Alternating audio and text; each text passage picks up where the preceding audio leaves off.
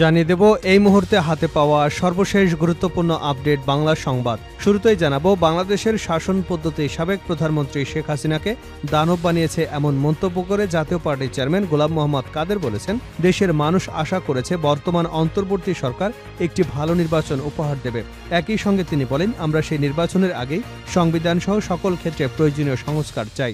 নির্বাচনের পর যেন কোনো সরকার আর দানব হতে না পারেন।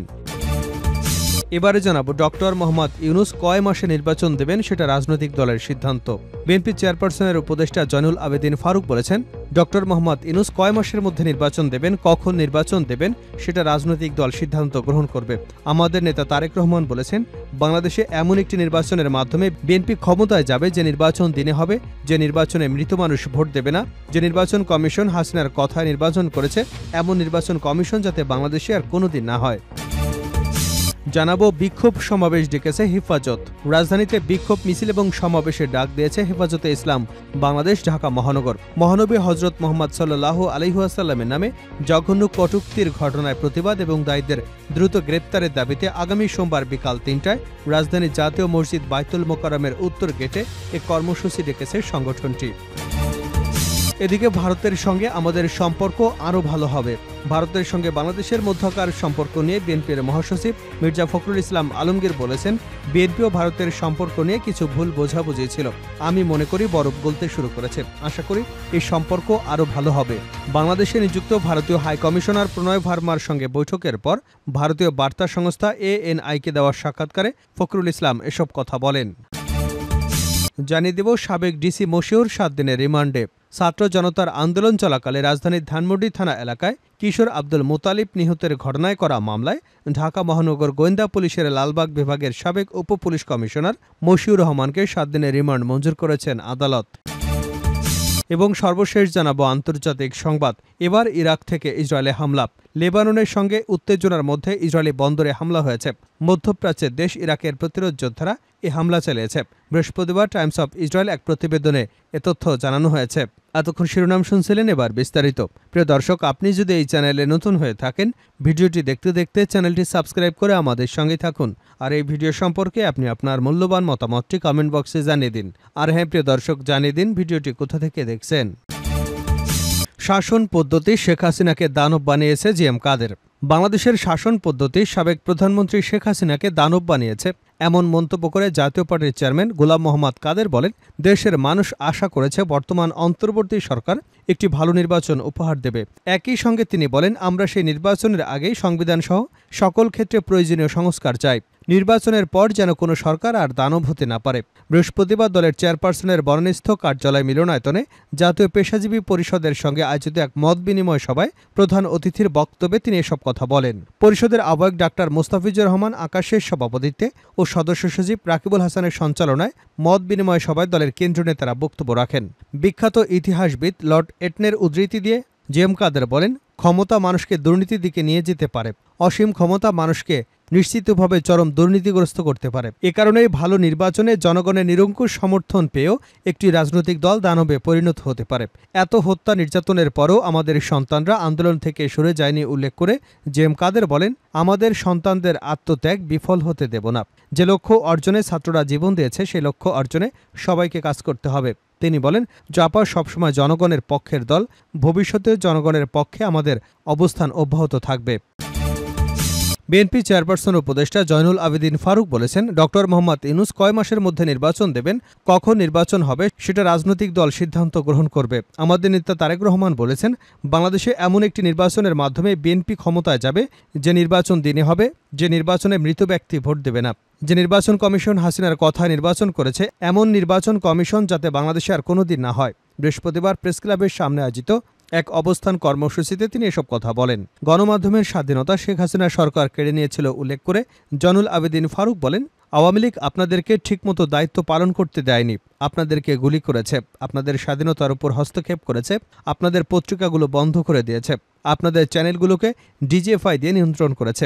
আমরা আশা করছি এই সরকারের অধীনে আমরা বুক ফুলিয়ে স্বাধীন কলাম লিখে আপনাদের লেখনী দিয়ে বাংলাদেশের মানুষকে 16 বছরের অত্যাচার, গুমের মায়ের বুক খালি হওয়ার ইতিহাস তুলে ধরবেন। তিনি আরও বলেন, আওয়ামী লীগ কুচক্রীরা প্রেতাত্মারা বাংলাদেশের এই সরকারকে অস্থিতিশীল করবার প্রক্রিয়া শুরু করেছে।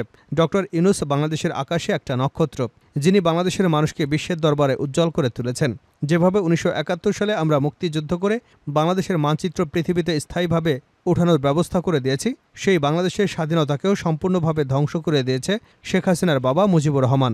শেখ মুজিবুর রহমান কোথায় যুদ্ধ করেছিলেন? তার দল কোথায় যুদ্ধ করেছে? কোন সেক্টরে যুদ্ধ করেছে? আপনার লোকেরা কলকাতায় গিয়ে বসেছিল। সে লোকেরাই ১৬ বছর এদেশের মানুষের উপর চেপে বসে মানুষের কণ্ঠকে চিবিয়ে চিবিয়ে হত্যা করেছে। আজকে আমাদের প্রিয় নেতা ডক্টর ইউনূসের বিরুদ্ধে আবারও ষড়যন্ত্র শুরু হয়েছে। যারা মায়ের বুক খালি করেছে, আবু সাইদের রক্ত বৃথা যাবে না। আপনারা যতই ষড়যন্ত্র করেন না কেন, আপনারা বাংলাদেশের মাটিতে কোনো দিনও আওয়ামী লীগের নাম নিয়ে আসতে পারবেন না। তিনি আরও বলেন, শেখ হাসিনা মানুষের অধিকার ক্ষুণ্ণ করে ভারতে গিয়ে আঁতাত করেছে। সীমান্তে যখন আমার ভাইদের গুলি করে হত্যা করা হয়েছে, সে কথাগুলো আপনি কখনই আমাদেরকে সংসদে বলার সুযোগ দেননি। আপনি এখন দাপটের সঙ্গে হিন্দুস্থানে বসে আছেন। মোদী সরকার, আপনার বিরুদ্ধে কোনো অভিযোগ নাই, কিন্তু স্বরাষ্ট্রমন্ত্রী বাংলাদেশের বিরুদ্ধে কথা বলে। বাংলাদেশকে কোনো কথা বলা থেকে বিরত থাকুন। বাংলাদেশের মানুষ সজাগ। ২০১৩ সালে যে চুক্তি করেছে, সেই চুক্তি অনুযায়ী শেখ হাসিনাকে বাংলাদেশে ফেরত দিতে হবে। যদি স্বাধীন দেশের প্রধানমন্ত্রী আপনি হয়ে থাকেন, বন্দি চুক্তি যদি স্বাক্ষরে থাকে, তাহলে শেখ হাসিনাকে দেশে হস্তান্তর করুন। শেখ হাসিনার বিরুদ্ধে ৫০০রও অধিক মামলা হয়েছে। দিল্লিতে বসে মা মেয়ে যুক্তি করে বাংলাদেশের ডক্টর ইউনূস সরকারকে আপনি ষড়যন্ত্র করে ফেলতে চাইছেন। বাংলাদেশের মানুষ সেটা কখনই মেনে নেবে না। বাংলাদেশের মানুষ যেভাবে আওয়ামী লীগকে ঘৃণা করে দেশ থেকে বিতাড়িত করেছে, ভারতের বিরুদ্ধেও মানুষ সজাগ রয়েছে। বিক্ষোভ সমাবেশ ডেকেছে হেফাজত। রাজধানীতে বিক্ষোভ মিছিল এবং সমাবেশের ডাক দিয়েছে হেফাজতে ইসলাম বাংলাদেশ ঢাকা মহানগর। হজরত মোহাম্মদ সাল্লাল্লাহু আলাইহি ওয়াসাল্লামের নামে জঘন্য কটূক্তি ঘটনায় প্রতিবাদ এবং দায়ীদের দ্রুত গ্রেপ্তারের দাবিতে আগামী সোমবার বিকাল ৩টায় রাজধানীর জাতীয় মসজিদ বায়তুল মোকাররমের উত্তর গেটে কর্মসূচি ডেকেছে সংগঠনটি। বিক্ষোভ সমাবেশে প্রধান অতিথি হিসেবে উপস্থিত থাকবেন হেফাজত মহাসচিব শেখ সাজিদুর রহমান। বৃহস্পতিবার বিকেলে হেফাজতের ঢাকা মহানগর কমিটির দপ্তর সম্পাদক মাওলানা আফসার মাহমুদের সই করা এক সংবাদ বিজ্ঞপ্তিতে এ তথ্য জানানো হয়েছে।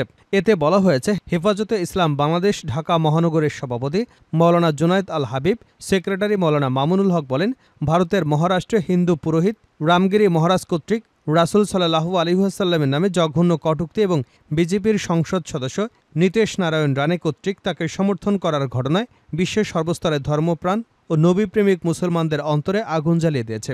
এই কটূক্তি নিন্দা এবং প্রতিবাদ জানানোর ভাষা আমরা খুঁজে পাচ্ছি না। ভারতের সঙ্গে আমাদের সম্পর্ক আরও ভালো হবে, ফখরুল। ভারতের সঙ্গে আমাদের মধ্যকার সম্পর্ক নিয়ে বিএনপির মহাসচিব মির্জা ফখরুল ইসলাম আলমগীর বলেছেন, বিএনপি ও ভারতের সম্পর্ক নিয়ে কিছু ভুল বোঝাবুঝি ছিল। আমি মনে করি বরফ গলতে শুরু করেছে। আশা করি এই সম্পর্ক আরও ভালো হবে। বাংলাদেশে নিযুক্ত ভারতীয় হাই কমিশনার প্রণয় ভার্মার সঙ্গে বৈঠকের পর ভারতীয় বার্তা সংস্থা ANI-কে দেওয়া সাক্ষাৎকারে তিনি এমন মন্তব্য করেছেন। বুধবার এক প্রতিবেদনে এ তথ্য জানিয়েছে বার্তা সংস্থা ANI। প্রতিবেদনে বলা হয়েছে, বাংলাদেশে অন্তর্বর্তী সরকারের দায়িত্ব গ্রহণের পর ভারতের সঙ্গে সম্পর্কের বরফ গলতে শুরু করেছে বলে বাংলাদেশ জাতীয়বাদী দল বিশ্বাস করে। ফখরুল ইসলাম বলেন, প্রণয় ভার্মার সঙ্গে হওয়া এই বৈঠকে উভয় দেশকে অনেক ইতিবাচক দিকে নিয়ে গেছে। ফখরুল ইসলাম বলেন, বাংলাদেশে গত নির্বাচনের পর থেকে আমাদের সম্পর্ক নিয়ে প্রশ্ন ছিল, কিন্তু এবার আমাদের অফিসে হাইকমিশনার আসায় অবশ্যই পরিস্থিতির উন্নতি হয়েছে, বরফ গলতে শুরু করেছে। ২০২৪ সালের জানুয়ারিতে অনুষ্ঠিত বাংলাদেশের জাতীয় সংসদ নির্বাচন বর্জন করেছিল বিএনপি। তিনি বলেন, ভারত ও বাংলাদেশের মধ্যে সবসময় খুব ভালো সম্পর্ক রয়েছে এবং সম্পর্ক উন্নত হয়েছে, অবশ্যই একটি টার্নিং পয়েন্ট। তিনি বলেন, তার দল ভারতকে আশ্বস্ত করেছে যে ক্ষমতা এলে তারা বাংলাদেশের ভূখণ্ড বিচ্ছিন্নতাবাদী সংগঠনকে ব্যবহার করতে দেবে না। যদিও অতীতে ভারতের উত্তর পূর্বাঞ্চলে বিচ্ছিন্নতাবাদী সংগঠনগুলোকে বাংলাদেশে আশ্রয় দেওয়ার অভিযোগ করা হয়ে থাকে। তিনি আরও বলেন, আমরা দুদেশের মধ্যে স্বাভাবিক সম্পর্ক নিয়ে আলোচনা করেছি। আমরা পানি ভাগাভাগি সমস্যা, সীমান্ত হত্যা, বিদ্যমান বাণিজ্য ভারসাম্য নীতির কথা উল্লেখ করেছি। একই সময়ে ভারতের প্রধান ইস্যু ছিল নিরাপত্তার সমস্যা। আমরা আশ্বস্ত করেছি, আমরা ক্ষমতায় থাকলে আমরা নিশ্চিত করব এই ভূখণ্ডটি বিচ্ছিন্নতাবাদীরা ব্যবহার করবে না। এবার ইরাক থেকে ইসরায়েলে হামলা। লেবাননের সঙ্গে উত্তেজনার মধ্যে ইসরায়েলের বন্দরে হামলা হয়েছে। মধ্যপ্রাচ্যের দেশ ইরাকের প্রতিরোধ যোদ্ধারা এ হামলা চালিয়েছে। বৃহস্পতিবার টাইমস অফ ইসরায়েলের এক প্রতিবেদনে এ তথ্য জানানো হয়েছে। সেনাবাহিনী ও স্বাস্থ্যসেবীরা জানিয়েছেন, ইসরায়েলি বন্দর এইলাতে ড্রোন হামলা চালিয়েছে ইরাক। বুধবার এই হামলা চালিয়েছে। এতে 2 জন আহত হয়েছেন। এছাড়া দেশটির এই হামলায় বন্দরে বেশ ক্ষয়ক্ষতি হয়েছে। ইসরায়েলি প্রতিরক্ষা বাহিনী জানিয়েছে, লোহিত সাগরের উপর থেকে দ্বিতীয় আরেকটি হামলা ঠেকিয়ে দিয়েছে ইসরায়েল। ইরাকের যোদ্ধাদের এই হামলায় 2 জন আহত হয়েছে বলে জানিয়েছে মাগেন ডেভিড আমাদ অ্যাম্বুলেন্স সার্ভিস। প্রতিবেদনে বলা হয়েছে, ইরাকে ইসলামী প্রতিরোধ যোদ্ধারা এই হামলার দায় স্বীকার করেছে। তারা জানিয়েছে, ইসরায়েলি সর্বদক্ষিণে শহরের গুরুত্বপূর্ণ অবকাঠামোতে নিশানা করে ড্রোন হামলা চালিয়েছে। সামাজিক যোগাযোগ মাধ্যমে ছড়িয়ে পড়া ভিডিওতে দেখা গেছে, ইসরায়েলের একটি বন্দরে ড্রোন হামলা চালানো হয়েছে। এ সময় বন্দরটি থেকে ব্যাপক ধোঁয়া উঠতে দেখা গেছে।